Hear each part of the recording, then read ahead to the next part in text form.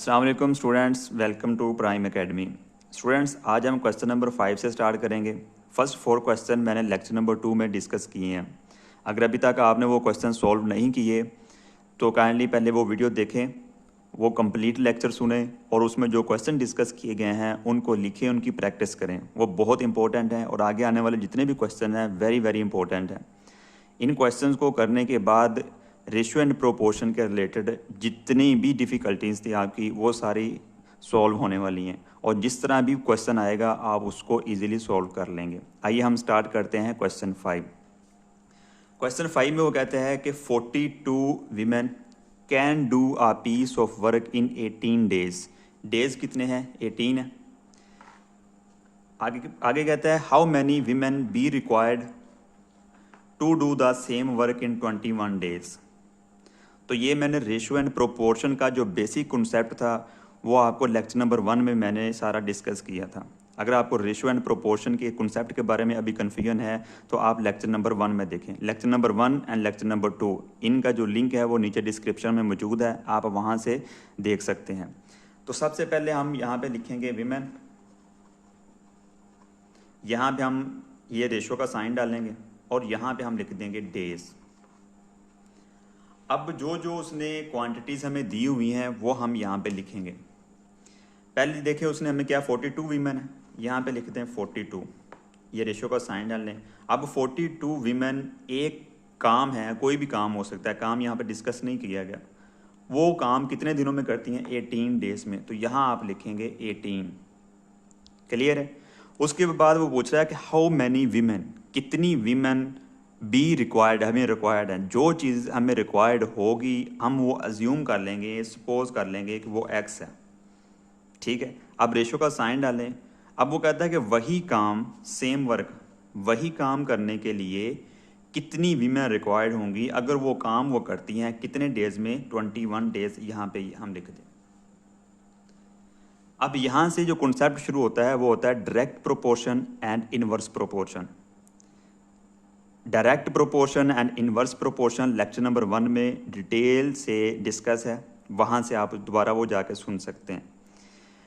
मैं थोड़ा सा यहाँ पे भी बता देता हूँ। डायरेक्ट प्रोपोर्शन ये होता है कि अगर एक क्वांटिटी या एक नंबर इंक्रीज़ हो रखा है तो दूसरा भी उसी लिहाज से इंक्रीज़ हो, या अगर एक की वैल्यू डिक्रीज़ हो रही है तो दूसरी भी उसी लिहाज से डिक्रीज़ हो, तो उसको हम बोलते हैं डायरेक्ट प्रोपोर्शन। अगर इसके उलट हो जाए तो उसको हम बोलेंगे इनवर्स प्रोपोर्शन। अब यहाँ पे नेक्स्ट जो हमारा काम है, यहाँ पे एरोज लगाने हैं। इम्पोर्टेंट है आप एरो कैसे लगाते हैं। आसान ये है कि जो आपके पास अननोन वैल्यू ना, जो आपने सपोज की है, उससे नोन की तरफ आप एरो का साइन लगाएं। अब इसके लिहाज से एरो का साइन लगाना है आपने यहाँ पे। अब यहाँ पे आपने लगाना है अगर इन दोनों का आपस में डायरेक्ट प्रोपोर्शन है या डायरेक्ट रिलेशन है तो फिर एरो का साइन सेम आएगा। अगर इनका आपस में इन्वर्स रिलेशन है तो एरो का साइन उलट हो जाएगा। अब कैसे पता चलेगा कि इनके दरमियान डायरेक्ट प्रोपोर्शन है या इन्वर्स प्रोपोर्शन है, वो मैं बताता हूँ। अब देखें, कोई एक काम है, सपोज कर लें कोई भी काम है, वो आप अपनी मर्ज़ी से, मैं यहाँ पे सपोज करता हूँ कि 100 शर्ट्स हैं, वो सिलाई होनी है या सिलाई इन्होंने करनी है वीमेन ने। अब ये एक्सपोज किया हमने क्वेश्चन को इजीली समझने के लिए कि ये काम है। अब वो ये कहता है कि अगर 18 डेज में 42 वीमेन 100 शर्ट्स सिलाई करती हैं, डेज बढ़ जाएं, यानी कि डेज क्या हो गए? 18 से 21 हो गए। काम यही करना है, सेम वर्क है ना, तो काम क्या करना है? ये 100 शर्ट्स ही सिलाई करनी है। तो ज़्यादा वीमेन रिक्वायर्ड होंगी या कम होंगी? ये आपने सोचना है अपने माइंड में। अगर 18 डेज हैं, 18 डेज में 100 शर्ट्स सिलाई करनी है, 42 वीमेन करती हैं, 21 डेज हो गए, यानी कि उनको एक्स्ट्रा डेज दिए गए, डेज बढ़ गए, तो यही शर्ट्स ज़्यादा वीमेन सिलाई करेंगी या कम करेंगी? एब्सोल्युटली कम करेंगी। क्यों? क्योंकि नंबर ऑफ़ डेज, टाइम उनको ज़्यादा मिल गया है। अब वो जो वर्कर हैं वो निकाल देंगे भी, हमें ज़्यादा वर्कर की अब ज़रूरत नहीं है, अब इतना काम ये कम वर्कर भी कर सकते हैं, तो वीमेन क्या हो जाएंगी? कम हो जाएंगी। अब देखो डेज़ क्या हो रहे हैं? बढ़ रहे हैं। वीमेन की जो तादाद है वो क्या हो रही है? कम हो रही है। जब इस तरह का रिलेशन होगा, यानी कि एक की क्वांटिटी में इजाफा हो रहा है और दूसरे की क्वांटिटी में कमी आ रही है, तो उसको हम बोलते हैं इनवर्स रिलेशन। जब इनवर्स रिलेशन होगा तो जो एरो का साइन होगा वो भी इनवर्स हो जाएगा। क्लियर होगा यहाँ तक? अब हमने इसको फ्रैक्शन में लिखना है। फ्रैक्शन में कैसे लिखना है कि जहाँ से एरो स्टार्ट किया था वो आप लिखेंगे पहले ऊपर, और जहाँ पे इसका हेड है वो आप लिखेंगे नीचे। ठीक है, अब यहाँ पे इक्वल का साइन डाल के सेम इधर यहाँ पे एरो कहाँ से स्टार्ट हो रहा है 18 से, तो यहाँ पे आप लिखेंगे 18 और ये 21 जो है इसको आप लिख देंगे नीचे। अब इससे पहले जो मोस्टली किया जाता है वो ये है कि ये एक्स लिखेंगे और इसको रेशो डाल के ये इस टू का साइन डाल के ये 42 यहाँ पे। अब दो रेशो ये है ना, इन दो रेशों को मिला के ये क्या बनता है प्रोपोर्शन। यहाँ पे ये स्टार्ट हो रहा है 18 और ये आ गया 21। अब इसको हम ऐसे फ्रैक्शन में लिख सकते हैं, ये मैंने आपको पहले भी डिस्कस हमने किया हुआ है। अब आपने इसको सोल्व करना है। हमने यहाँ पे वैल्यू किसकी निकालनी है, एक्स की निकालनी ना, तो एक्स क्या करेंगे एक साइड पे रखेंगे। यहाँ पे ये 18 ओवर 21, 42 इधर डिवाइड हो रहा है, इधर आए क्या हो जाएगा मल्टीप्लाई। अब देखें ये आमने सामने हमेशा मल्टीप्लाई होते हैं, डिवाइड नहीं होते। इसके नीचे जो डिनोमिनेटर है वो 1 है, तो हमेशा वैल्यू ऊपर नीचे इस तरह आप डिवाइड कर सकते हैं। किसी एक टेबल पे आमने सामने आप इसको डिवाइड नहीं कर सकते। अब देखो ये 21 और 21 का टेबल 2 तक पढ़ने 42 आता है। अब इधर क्या आ गया 18, इधर नीचे क्या बच गया 1, इधर ऊपर क्या आ गया 2, इधर नीचे क्या आ गया 1। अब यहाँ ऊपर नीचे और को कैंसिल नहीं हो रहा, इनको मल्टीप्लाई कर दो। 18 को 2 से मल्टीप्लाई करें कितना आता है 36। 1 को 1 से करें तो 1, नीचे हम 1 लिखते नहीं है, तो ये इसका क्या है आंसर है। हम कहेंगे कि 21 डेज में जो वीमेन है वो हमें कितनी चाहिए 36। आप देखें वीमेन की क्वांटिटी क्या होगी, जो वीमेन की तादाद है वो कितनी हो गई है, नंबर कम हो गए हैं, और डेज वो क्या है ज़्यादा है। इनका रिलेशन आपस में क्या आ गया इनवर्स आ गया। क्वेश्चन नंबर 6 है the ratio of 2 students is 3:2 if one student is 5 years old then age of younger student is। आगे नीचे ये 4 ऑप्शन है 5, 15, 10 एंड 20। अब यहाँ पे पहले जो क्वेश्चन करना है इसको देखना है कि यहाँ पे स्टूडेंट्स कितने हैं, 2 स्टूडेंट्स हैं। उनकी जो एज हैं उनके दरमियान जो रेशो है वो कितनी है 3:2, यानी कि एक की जो उनके जो रेशो उनमें क्या आती है, जो रिलेशन है उनके दरमियान, एक की सपोज के 3 है और दूसरे की 2 है, ये इसकी उनके दरमियान जो रिलेशन है इसके बारे में। अब वो हमें कहता है कि अगर एक स्टूडेंट 5 इयर्स वो क्या है बड़ा है ओल्ड है, then age of younger student, हमने जो एज मालूम करनी है जो स्टूडेंट यंगर है उसकी हमने एज मालूम करनी है। इसको सॉल्व करने के 2 मेथड हैं, मैं दोनों आपसे डिस्कस करता हूँ, जो आपको इजी लगेगा आप उसको अडॉप्ट कर सकते हैं। सबसे पहले आपने करना क्या है, तो यहाँ पे आपने लिखना है दोनों की जो रेशो दी है ना उसको मेंशन करना है। यहाँ पे पहले क्या लिखना है फर्स्ट स्टूडेंट, ठीक है, ये मैं शॉर्ट फॉर्म में लिख रहा हूँ। आगे रेशो का साइन डाल के तो यहाँ पे आप लिखेंगे सेकंड स्टूडेंट। अब इनके दरमियान जो रेशो है वो कितनी है 3:2। अब कर लें कि ये जो सेकंड स्टूडेंट है इसकी एज है हमारे पास x, ठीक है। अब दूसरा 5 साल बड़ा है तो इसमें हम क्या करेंगे x + 5। ये हमने सपोज की है कि जो सेकंड स्टूडेंट है यंगर है उसकी एज कितनी है x है, तो दूसरा 5 साल बड़ा है तो x में 5 जमा कर देंगे तो ये कितना आ गया 3:2। अब हम क्या करेंगे इसको फ्रैक्शन में लिख लेंगे x + 5 ओवर x = 3/2 लिख सकते हैं ना इस तरह। ये हमने पहले मैंने बताया हुआ है कि हम इसको फ्रैक्शन में लिख सकते हैं। अब इसको हमने वैल्यू यहाँ से निकालनी है यंगर स्टूडेंट ये x की, उसके लिए हम क्या करेंगे इसको क्रॉस मल्टीप्लाई करेंगे। अब x को इससे मल्टीप्लाई कर दो, इसको इससे इसके साथ मल्टीप्लाई कर दें।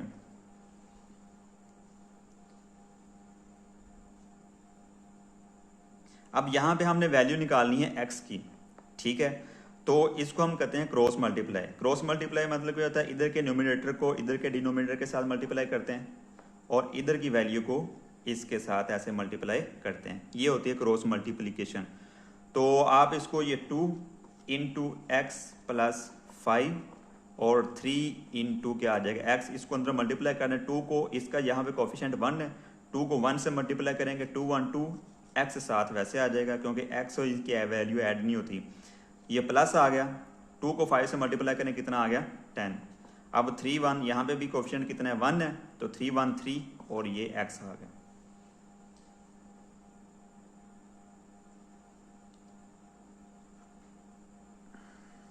अब हमने यहाँ पे वैल्यू किसकी निकालनी है, x की, तो x की वैल्यू को एक साइड पे कर लेंगे, ये 3x है, ये 2x है, इधर आके ये क्या हो जाएगा माइनस का। और ये हमने पहले ये छोटी क्लासेस में पढ़ा हुआ है कि अगर ये इक्वल का साइन है, इधर एक वैल्यू प्लस हो रही है, इधर आकर माइनस हो जाएगी, अगर इधर माइनस हो रही है तो इधर आके प्लस हो जाएगी, अगर एक वैल्यू इधर मल्टीप्लाई हो रही है इधर आके डिवाइड हो जाएगी, अगर एक इधर डिवाइड हो रही है तो इधर आके मल्टीप्लाई हो जाएगी। अब इधर क्या रहेगा 10, 3x में से 2x हम माइनस करेंगे, क्या रह जाए x, तो x की वैल्यू कितनी आ गई हमारे पास 10। हम कहेंगे जो हमारा करेक्ट आंसर है वो C वाला है, x की वैल्यू हमारे पास आ गई, क्योंकि हमने सपोज किया था कि जो यंगर स्टूडेंट है उसकी एज क्या है x है, जो एल्डर स्टूडेंट है उसकी एज x प्लस 5। अब यहाँ पे देखो ये x है, x में x की जगह पे 10 लिखें, 10 प्लस 5 करें वो कितना आ जाएगा 15, एक ही एज 10 है दूसरे की 15 है, जो क्वेश्चन की रिक्वायरमेंट है उसके मुताबिक ये हमारा आंसर ये करेक्ट है। ये क्वेश्चन नंबर मेथड नंबर 1 था। अब मैं आपको बताता हूँ मेथड नंबर 2 से हमने इस क्वेश्चन को सॉल्व कैसे करना है। अब सेकंड मेथड के तहत हमने करना क्या है कि इनकी जो रेशियो है ना वो वैसे ही हमने लिखनी है first student and second student. जो फर्स्ट स्टूडेंट की जो वैल्यू है वो कितनी है 3 है और सेकंड स्टूडेंट की वैल्यू कितनी है वो 2 है, जो ऊपर दी हुई है। अब हमने इसको कर लेना है कि ये आपको सपोज कर लेना है कि जो वैल्यू है ना ये 3x है और इसकी जो वैल्यू है वो क्या है 2x है। अब वो क्वेश्चन में क्या बताया उसने कि एक स्टूडेंट की उम्र दूसरे स्टूडेंट से 5 साल ज़्यादा है या एक स्टूडेंट दूसरे स्टूडेंट से 5 साल बड़ा है। तो अगर दो बंदों की एज में फ़र्क देखना हो कि कौन कितना बड़ा है, दूसरे की एज मालूम करनी हो, तो दोनों की एज को आपस में हम क्या करते हैं माइनस कर देते हैं ना, यहाँ पे भी ये करेंगे, ठीक है। अब यहाँ पे भी हम क्या करेंगे यही करेंगे। अब देखो ये फर्स्ट स्टूडेंट की एज है 3x, ये सेकंड स्टूडेंट की एज है 2x, इन दोनों का जो डिफरेंस है वो कितना है 5। ये 5 कहाँ से आया, ऊपर हमें बताया उसने कि दोनों की जो एज हैं यानी कि उनमें से जो एक है ना वो 5 साल बड़ा है, वो बता के गया है। तो दूसरे अल्फाज में इसको सोल्व करने के लिए हम ये कह सकते हैं कि दोनों की एज में जो फ़र्क है वो कितना है 5 है। 3x में से 2x हम क्या करेंगे माइनस करेंगे, तो ये हमारे पास क्या आ जाएगा x, ठीक है। अब x की वैल्यू कितनी आ गई 5 आ गई। ये हमने सपोज किया था 3x है, ये हमने सपोज किया था 2x है। हमने एज किसकी मालूम करनी है जो यंगर है। अब यंगर कौन है ये है, तो अब ये इसकी वैल्यू क्या है 2x है ऐसे। तो अब 2x की जगह पे वैल्यू इसकी क्या आई है 5, यहाँ पे 5 पुट कर देंगे तो ये क्या आ गया 5 to 10, आंसर फिर वही आ गया। यानी कि दोनों मेथड से हमने क्वेश्चन किया और क्वेश्चन आंसर क्या आया सेम है। ये एक शॉर्ट है, जब आप यूपीएससी एफपीएससी का एग्ज़ाम देते हैं वहाँ पे टाइम बहुत शॉर्ट होता है, इसलिए वहाँ पे जो शॉर्ट ट्रिक्स होती हैं वो आपको यूज़ करनी होती हैं। लॉन्ग क्वेश्चन के लिए वहाँ पे टाइम नहीं होता, तो आप ये वाला मेथड वहाँ पे अडॉप्ट कर सकते हैं। क्वेश्चन नंबर 7 है इफ़ 60 विमेन, अब यहाँ पे विमेन कितनी है 60, स्पिन 48 kg ऑफ कॉटन, अब उसने हमें कॉटन दी है कितनी है 48 kg, by working 8 hours daily, ये उसने घंटे दिए हैं आवर्स हैं। अब हम इसको पहले बाई नेम लिख लेते हैं। पहले उसने हमें क्या दिया हुआ है कॉटन है, यहाँ पे हमें हेडिंग दे सकते हैं कॉटन। आप ब्रैकेट में इसको लिखेंगे केजी में, जो उसका वैल्यू जिसमें हमने मेजर करनी होती है वो लिखते हैं, केजी लिख दिया। अब रेशो का साइन डाला, उसके बाद क्या है विमेन, यहाँ पे लिख दें विमेन। तीसरे नंबर पे आवर्स है हमारे पास, ठीक है। अब वीमन कितनी बताई है उसने 60, यहाँ पे लिखे हैं 60। कॉटन कितने केजी बताई है 48 केजी, यहाँ पे ये लिख दें। अब उसके बाद आर्स कितने बताए हैं 8, यहाँ पे ये लिख दें। आगे वो कहता है कि हाउ मच कॉटन विल, यानी कि कॉटन हमसे रिक्वायर कर रहा है, हाउ मच पूछ रहा है, बताया नहीं हुआ, उसकी जगह पे हम सपोज कर लेंगे एक्स है। 30 वीमेन, वीमेन कितनी है 30 है, ये हम लिख लेंगे। उसके बाद स्पिन बाय वर्किंग 12 आवर्स, तो यहाँ पे हम आवर्स के नीचे क्या लिख लेंगे 12।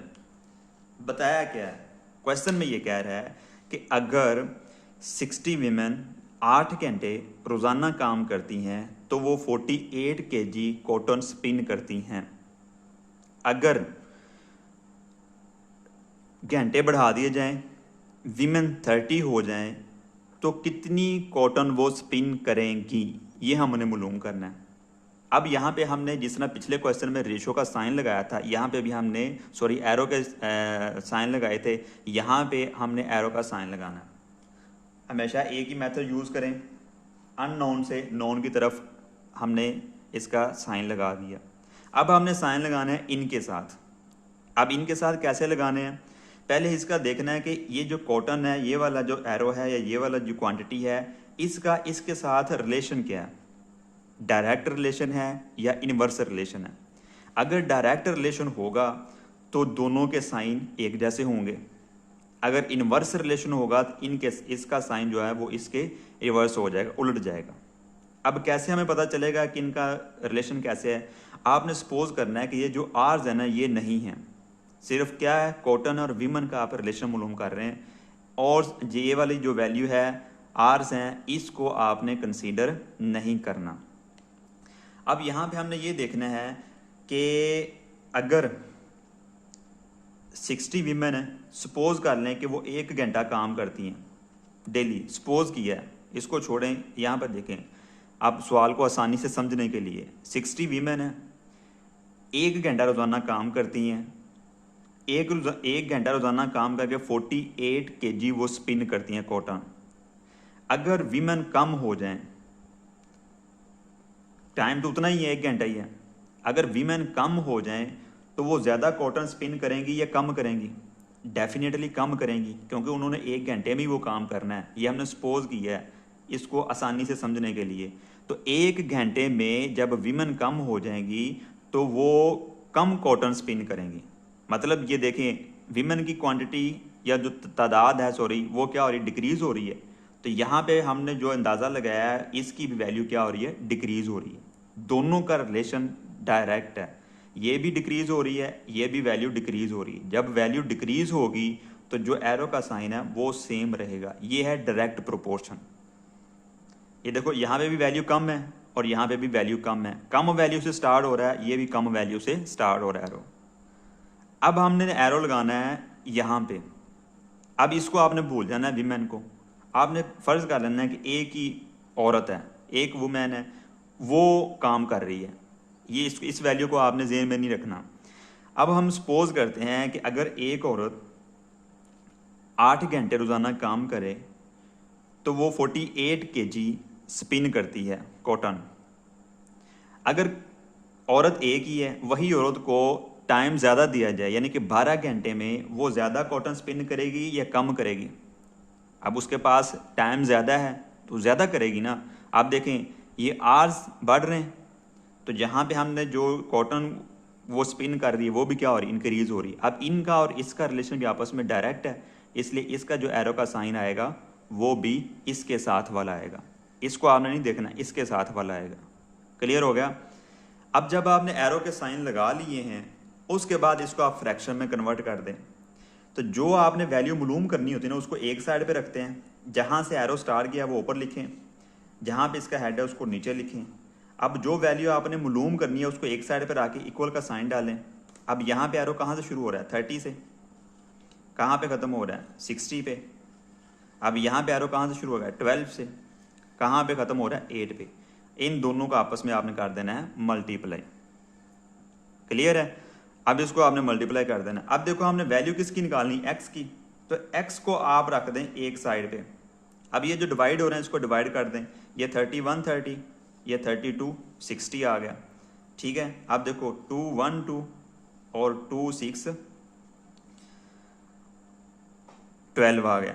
अब यहाँ पे इधर 1 1 ये 1 खत्म हो गया, यानी कि 1/1 वैसे आएगा, मल्टीप्लाई ऊपर क्या आ गया 6, नीचे क्या आ गया 8। अब यहाँ पे 48 क्या हो रहा है, इधर डिवाइड हो रहा है, इधर आगे क्या हो जाएगा मल्टीप्लाई। अब ये भी डिवाइड हो रहे हैं, 8 1 8 और 8 6 48। अब x इज इक्वल टू, तो ये 1/1 मल्टीप्लाई 6 मल्टीप्लाई 6, ये 6 बचा ना, तो अब ये देखो ये तो 1 ही आ जाएगा, 6 को 6 से मल्टीप्लाई किया कितना आ गया 36। अब हमारे पास जो आंसर वो क्या 36। हम ये कहेंगे कि जो हमारा करेक्ट आंसर है वो सी ऑप्शन वाला है 36। उम्मीद करता हूँ आपको समझ आ गई। अगर इसमें किसी किस्म की प्रॉब्लम है तो आप कमेंट सेक्शन में मुझसे डिस्कस कर सकते हैं। अब हम चलते हैं क्वेश्चन नंबर 8 पे। क्वेश्चन नंबर 8 है 21 binders can bind 1400 books in 15 days. अब यहाँ पे उसने हमें क्या क्या चीज़ें दी हुई हैं वो हम यहाँ पे लिख लेते हैं, हेडिंग्स बना लें पहले। ये बाइंडर्स जो बुक्स को बाइंड वगैरह करते हैं, ठीक है। अब दूसरे नंबर पे हमें गिवन है बुक्स,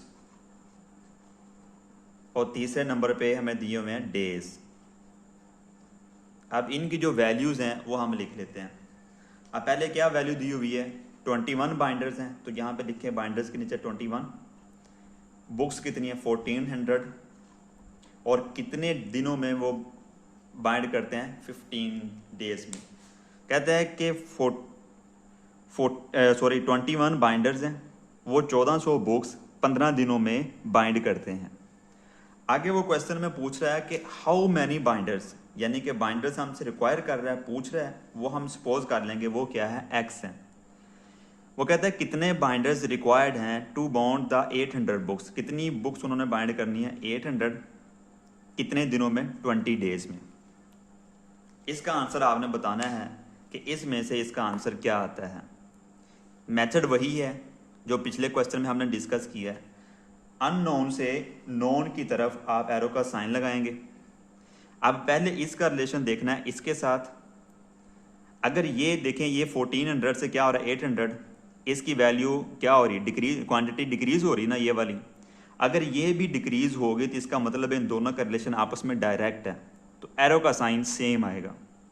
अब देखें, अब सपोज कर लें कि सपोज करना है एक दिन है, ये डेज हैं, इसको इग्नोर करें। अपने क्वेश्चन को या अपने लॉजिक को समझने के लिए, इजी करने के लिए आप सपोज कर लें कि एक दिन में काम हो रहा है सारा। कहता है कि एक दिन में 1400 बुक्स को बाइंड करते हैं 21 बाइंडर्स।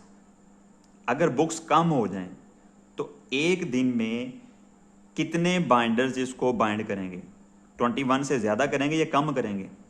देखिए ना, अगर एक दिन में 1400 बुक्स 21 बाइंडर्स बाइंड करते हैं, बुक्स आधी हो गई हैं, तकरीबन 800 हो गई हैं, तो टाइम तो उतना ही है ना, टाइम तो कम नहीं हुआ, टाइम उतना ही है। तो इसका मतलब ये है जो ज़्यादा वर्कर्स हैं, जो बाइंडर्स हैं, उनको भगा दिया जाएगा कि जनाब हमें आपकी ज़रूरत नहीं है, ये कम बंदे भी काम कर सकते हैं। इसका मतलब ये है कि इसकी वैल्यू क्या हो गई है, ये नंबर भी डिक्रीज़ हो गया, ये भी डिक्रीज़ हुआ है, ये भी डिक्रीज़ हुआ है, दोनों का रिलेशन क्या होगा डायरेक्ट, एरो का साइन इसका आ जाएगा डायरेक्ट। अब देखो ये भी वैल्यू कम से ज़्यादा की तरफ एरो, ये भी कम से ज़्यादा की तरफ एरो, डायरेक्ट रिलेशन इनका। अब सेम आपने लॉजिक इसका देखना है, इसके साथ नहीं देखना, इसका इसके साथ, बाइंडर्स का डेज के साथ। अब सपोज आप यही कर लें कि आपके पास 10 बुक्स हैं, ये समझाने के लिए मैं आपको कह रहा हूँ। अगर आपने ये नहीं भी सपोज करना, वो आपकी अपनी मर्जी है। इस तरह आपको क्वेश्चन को इनका रिलेशन देखना आसान है। देखें, वो कहता है कि 15 दिनों में 10 बुक्स 21 बाइंडर्स बाइंड करते हैं। अगर डेज बढ़ा दिए जाएं, ये देखें डेज क्या हो गए, बढ़ गए, 20 हो गए। अगर डेज हो जाएं 20, तो यही जो बुक्स हैं ये ज़्यादा बाइंडर इसको बाइंड करेंगे या कम करेंगे। सारी बात है कम करेंगे। क्यों कम करेंगे, देखें भी अब डेज तो बढ़ गए ना, 5 दिन में दिन का इजाफा हो गया, काम वही है, बुक्स 10 इन्होंने बाइंड करनी है। हम कहेंगे जनाब हमें इतने बाइंडर्स की ज़रूरत नहीं है, आप तो ये थोड़े बंदे भी काम कर सकते हैं। अब देखो ये वैल्यू क्या हो रही है, इंक्रीज़ हो रही है, और जो हमने यहाँ पे एस्टिमेट लगाया वो क्या हो रही है, डिक्रीज हो रही है। तो इनका रिलेशन आपस में क्या हो गया, इन्वर्स। जब इनका रिलेशन इन्वर्स होगा तो एरो का साइन भी इन्वर्स हो जाएगा। ठीक है, अब आगे हमने इसको फ्रैक्शन में चेंज करना है। अब फ्रैक्शन में चेंज कैसे करना है, मैंने आपको बताया था कि जो वैल्यू हमने फाइंड आउट करनी होती है उसको हम साइड पे रखते हैं। जहाँ से एरो स्टार्ट होगा इसको ऊपर रखें, जहाँ पे इसका हेड है उसको नीचे रखें। ये वाली हमने फाइंड करनी थी, इसको एक साइड पे रखते हैं। अब यहाँ पे एरो स्टार्ट हो रहा है 800, ये यहाँ पे ख़त्म हो रहा है, वो नीचे वैल्यू आ जाएगी। अब यहाँ पे एरो कहाँ से स्टार्ट हो रहा है, 15 से, तो 15 हम ऊपर रखेंगे और डिनोमिनेटर में क्या आ जाएगा, 20, जहाँ पे उसका हेड है। अब इन दोनों का आपस में क्या करना है, मल्टीप्लाई। क्लियर हो गया। अब जो जो वैल्यू आपस में जो शॉर्ट कर सकते हैं, कैंसिल हो सकती हैं, डिवाइड हो सकती हैं, वो डिवाइड कर दें। अब इसको डिवाइड देखें, ये 2 0 इस 2 0 के साथ कैंसिल, 8 ये 4 2 भी होगा, 4 2 8 और ये 7 2 14। अब यहाँ हम देखें 4 1 4 और ये 4 5 20। अब ये क्या आ गया, 5 1 5 और ये 5 3 15। ठीक है, अब इसकी वैल्यू इसको आप अगेन लिख सकते हैं। ये आपके पास x है, इधर ऊपर क्या बचा था 1, नीचे क्या आ गया 7, मल्टीप्लाई इधर ऊपर क्या है 3 और नीचे क्या है 1। अब ये 21 इधर क्या हो रहा है, 21 डिवाइड हो रहा है ना, इधर आके क्या हो जाएगा, मल्टीप्लाई। ठीक है, अब इस 21 का जो डिनोमिनेटर है वो क्या है, 1 है। अब यहाँ पर देखें, अगर ऊपर नीचे डिवाइड हो रहा है उसको कर दें। ये देखो 7 1 7 और 7 3 21। अब क्या बच गया हमारे पास, x की वैल्यू क्या आ जाएगी, यहाँ पे देखें, यहाँ पे ये 1 है, यहाँ पे क्या 3 है और यहाँ पे भी क्या बच गया 3। तो x की वैल्यू हमारे पास जो आई है वो कितनी आई है, 9। हम कहेंगे जो हमारा करेक्ट आंसर है वो ए ऑप्शन वाला है, यानी कि ये जो रिक्वायर्ड x है वो कितना आएगा, 9। अब हम करते हैं क्वेश्चन नंबर 9। आंसर भी 9 है, नेक्स्ट क्वेश्चन भी 9 है। क्वेश्चन नंबर 9 है, an army camp of 200 man. अब मैन कितने हैं, 200, has enough food for 60 days. यहाँ पे हमें दो चीज़ें दी हुई हैं, एक है मैन यहाँ पे लिख लें और दूसरे नंबर पे है डेज। ठीक है, मैन कितने हैं 200 और डेज कितने हैं 60। आगे कहता है कि how long will the food last in the number of man in the camp reduced to 160। वो कहता है कि जो फूड है वो कितने दिन के लिए काफ़ी होगी अगर जो कैंप में मैन है वो कम होकर 160 रह जाए। यानी कि मैन कितने हैं 160 और डेज पूछ रहा है, वो हमसे रिक्वायर कर रहा है, वो हम सपोज कर लेंगे x। क्वेश्चन में क्या पूछ रहा है कि आर्मी का एक कैंप है, उस कैंप में 200 आदमी हैं। अब 200 आदमियों के लिए जो खुराक है ना, अब उस वो खुराक 60 दिनों के लिए काफ़ी है उनके लिए। वो कहता है कि अगर 200 आदमियों से कम होकर मैन रह जाएं 160, तो वही खुराक कितने दिनों के लिए काफ़ी होगी, वो हमने फाइंड आउट करना है। यहाँ पे हम एरो का साइन लगाएंगे, अननोन से नोन की तरफ साइन लगा दें। अब देखें, सपोज कर लें कि आपके पास जो फूड है ना वो राइस है और राइस की जो क्वांटिटी है वो सपोज कर लें कि 5 मन है। ठीक है, या इसको 100 kg कह लें, 100 kg जो है ना आपके पास राइस है। अब अगर 200 आदमी 100 kg राइस को खाए तो वो 60 दिन के लिए उनके लिए काफ़ी है। अगर वो आदमी कम हो जाए, यानी कि 40 कम हो जाए, रह जाए 160, तो यही जो फूड है, यही जो राइस है, ज़्यादा दिनों के लिए काफ़ी होंगे या कम दिनों के लिए? ज़्यादा दिनों के लिए काफ़ी होंगे ना, क्योंकि फूड उतनी ही है, आदमी खाने वाले कम हो गए, तो अब जो बाकी रह गए हैं उनके ज़्यादा दिन गुजरेंगे ना। अब देखें, ये वाली जो क्वांटिटी है ये कम हो रही है और यहाँ पे जो आ रही है वो ज़्यादा है। इनका रिलेशन क्या हो गया, इन्वर्स। जब रिलेशन इन्वर्स होगा तो एरो का साइन भी हम क्या कर देंगे, चेंज कर देंगे। ठीक है, अब आपने इसकी वैल्यूज़ लिखनी है। आप इसको पहले लिखें, जहाँ से आप शुरू करते हैं वो आप ऊपर लिखते हैं, यानी कि यहाँ पे एरो शुरू हो रहा है x ओवर कितना आ जाएगा 160, यहाँ पे इक्वल का साइन लगाएंगे और यहाँ पे ऊपर 200 और 160 क्या आ जाएगा, नीचे आ जाएगा। अब वैल्यू हमने किसकी निकालनी, एक्स की। एक्स हम इधर रखेंगे, ये 200 ओवर 160, ये इधर डिवाइड हो रहा है, इधर आए क्या हो जाएगा, मल्टीप्लाई। अब अगर ये डिवाइड हो रहा है तो आप इसको डिवाइड कर सकते हैं। ये देखो, ये 0 इसके साथ कैंसिल। अब इसको डिवाइड कर लें, 4 पे डिवाइड करें, 4 4 16, इसको करें 4 पे, ये 4 5 20 और ये 0 आ गया। अब मज़ीद आप इसको फिर डिवाइड कर सकते हैं। ये देखें, ये 2 पे डिवाइड हो रहा है, 2 2 4 और ये 2 3 6। अब ये ऊपर 50 है, नीचे 2 है। आप इसको अगेन यहाँ पे लिख सकते हैं, ये इधर आ गया 50, इधर 2 है, मल्टीप्लाई क्या आ गया 3। आप इसको डिवाइड कर लें, 2 1 2, 50 को 2 पे डिवाइड करें, कितना आएगा 25। अब 25 को मल्टीप्लाई कर दें 3 के साथ, तो वो कितना आ जाएगा 75। अब जो हमारा करेक्ट आंसर है वो क्या है, 75।